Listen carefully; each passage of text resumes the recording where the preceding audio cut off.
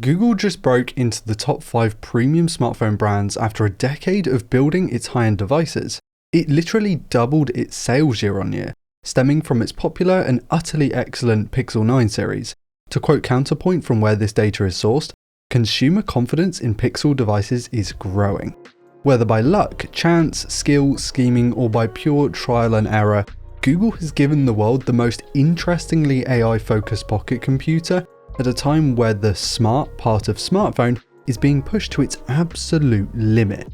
And it all starts with this crazy camera on the back. Today's video is sponsored by CyberGhost VPN. With over 38 million users worldwide and over 20,000 excellent reviews on Trustpilot, it's one of the best VPNs out there. Keeping your internet browsing private is something that should be pretty important in the age of constant data scraping. Whether you're browsing at home or on public Wi-Fi, bad actors are going to be bad actors. And that's where CyberGhost VPN comes in. Simply select one of their over 100 locations before you browse to encrypt and reroute all of your traffic through their secure servers. This way, no one will even know about your online activity. CyberGhost also unlocks geo-restricted games and content from over 40 streaming platforms like Netflix, Amazon Prime, and Disney+, and you can even score better deals online by simply changing your virtual location. And since it works on up to 7 concurrent devices, you can load it up on your phone, tablet, computer, even smart TV device, perfect for sharing with friends and family. With our link in the description, you can get their best deal ever,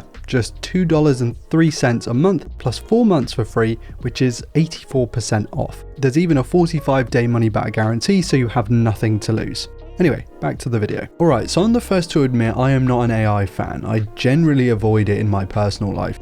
But loading up the Pixel 10 Pro XL's camera for the first time, accepting and downloading the AI zoom model, and taking the first couple of snaps at the capped 100x zoom, I immediately knew this would be a hit feature with the general public. I mean, taking these crazy zoomed in photos with this level of perceived clarity is kind of unhinged. Not least in a smartphone that the masses are clearly buying right now.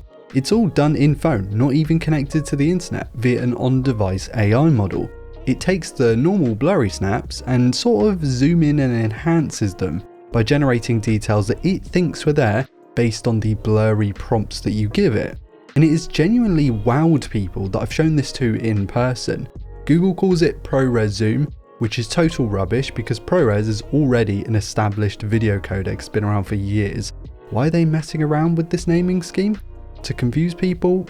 I don't know, but sort it out Google, because this is a load of crap. Either way, the results it presents are kind of crazy, but they do blur the lines around what is actually a photo and what is AI slop, something that you guys know I'm very passionate about. But for many people, this is their future, and it's something they're gonna absolutely love. In typical Google Pixel camera fashion, the 10 Pro XL's setup is really well sorted. It kind of just gets everything right. The sensors are the same ones that we had in last year's phone across the board, and I did quite like those and the photos that they were able to capture last year. I've come to terms with the fact that we're probably not going to see ultra-class photography hardware in a Pixel, at least not for a long while. And also, at least whilst Google can use its AI shops to generate photos that probably 80+% of the general public will absolutely love, even the video comes out really nice. Although I'm a personal proponent of ProRes Log and now RAW in the iPhone for professionals and enthusiasts, Video Boost for the general public is far better. No post-processing needed, and the results are phenomenal as long as you let the video upload to the cloud and wait for it to process and download again. For me, the juice is very much worth the squeeze here. Whether we like it or not, we are living in an AI bubble. Will it burst? Who knows? But right now, AI is the focus in almost all pieces of technology. And whilst Google for many years has ridden the coattails of Apple and Samsung in the high-end smartphone space, now is actually where Google has the opportunity to cement itself as one of those leaders at the table. In a time when the smart part of smartphone is constantly being challenged, and in a time where every company under the sun is trying to do AI, the company with arguably the most AI chops has the advantage. Heck, even Apple is trying to push its AI tech in the iPhone. Badly, I must admit, but this is Google's forte. It's its time to shine. I've already spoken about ProRes Zoom, but the same goes for AdMe, Top Shot, Pixel Studio, Video Boost, Google's magic suite of photo software tools.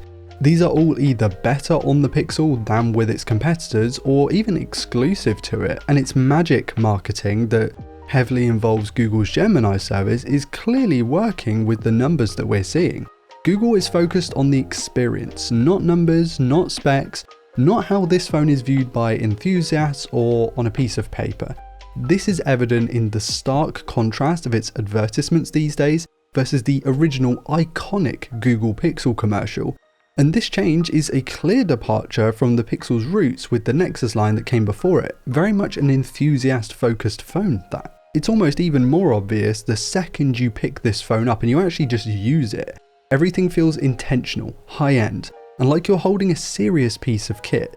The standout stuff like the gorgeous display, which does require you to go into the settings and enable 120Hz to get the full experience by the way, the crisp buttons, the glossy polished sides, but also in the finer details like the dense weighting, the responsive fingerprint scanner, and the incredible haptic feedback you feel when you're interacting with certain parts of Android 16's M3E interface. You get your account set up, you start using it for a second, and you're like, whoa, actually, yeah, this feels like I spent a lot of money on it. Because the truth is, you did. The 10 Pro XL starts at $1,200 US or £1,200 here in the UK. And that is an astonishing amount of money to put on a phone. It puts it directly in line with the iPhone 17 Pro Max, and though that has some more powerful internal hardware, I actually think the software could persuade some people to jump ship this time around. Google unfortunately hasn't improved its Tensor chipset enough to silence the shouting about its raw performance trailing quite badly behind Apple and Qualcomm chips this year. The G5 is an improvement on its predecessor, but Google has put most of its eggs in the AI basket, and perhaps with features like, okay, I'm not calling it ProRes zoom anymore, it's going to be called megapixel. With features like megapixel, maybe the focus is actually going to pay dividends this time around. As I mentioned with the forward-facing direct interactables, if that's a word, the user experience is brilliant. And so despite the worrying benchmarks, you actually don't feel like you're using a particularly slow phone. The standard go-to activities, watching videos, doom scrolling, playing golf battle, Clash Royale, basically never put up a fight. It's never a fuss for the Pixel. Sure, 4 of that 16 gigs of RAM is only locked off for AI, so you only really get 12. But even then, 12 doesn't feel, at least right now, like a particular hindrance or a problem. And since this is the same RAM setup that we found in last year's 9 Pro, I can safely say that after 12 months, that hadn't become a problem either. I've played some games on it, and you'll see in the demonstration B-roll that the phone is clearly capable of running 3D games. It's not a complete waste of space. And I'm particularly partial to Project Off-Road and Project Drift series. Frame rates aren't rock solid, but the games do run well enough, and unless I was a hardcore mobile gamer, I wouldn't really be concerned about performance on here for at least a year. The main concern is that a £1,200 smartphone purchase should not concern you for at least 3 or 4 years, probably 5 plus some would argue. And because the phone hasn't been out that long, well, I can't give you a solid answer as to how long this thing's going to hold up in terms of performance. I mean, there are still people rocking the first gen Pixels today, so it's not exactly far-fetched to say that you might still be using this in 8 or 9 years, but they aren't exactly pristine, those old Pixels. And I think for most people, and I really do mean most, the performance is going to be good enough for 4 to 5 years. But if you're more of a power user, and most people spending 4 figures on a smartphone probably are power users, it could be a bit more of a stretch with the Pixel 10 Pro XL. And though the 5200 mAh battery is good for a day of usage, no problem, this was comfortably worse than my OnePlus 13 and my iPhone 16 Pro Max. Primarily I think because the Tensor standby drain just doesn't seem to last very long, particularly when you leave your phone overnight. Again, not a problem for most people who are just going to charge their phone overnight anyway, but not quite enough for my liking given the steep price. But despite the benchmarks, the battery life, the internal specs, the stagnant camera hardware, despite all of that, stuff that was still relevant of its predecessor and maybe even the one before that, smartphone buyers are proving that Google's high-end smartphones are the ones they want to buy. And the Pixel 10 Pro XL, for all of its flaws, is one of the most promising and exciting smartphones of 2025. This is Google's time to cook, I think the company knows it. And be sure to check out the link in the video description and the pinned comment to CyberGhost's great deals right now.